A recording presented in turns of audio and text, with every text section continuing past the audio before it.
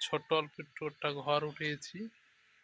এই যে ঘরটা দেখতে পাচ্ছেন, এই ঘরেই আমি থাকি। আমার ছোট্ট ঘর, বড় প্রয়োজন হয় না। খুব গরিব আমি। আল্লাহ রাখছে একরকম। হাঁস মুরগি পালার খুব ইচ্ছা, পাখি পক্ষী পালার খুব ইচ্ছা। এখন যদি হাঁস মুরগি কবুতর পালতে পারি, দেখি জীবনে কি পালা যায়।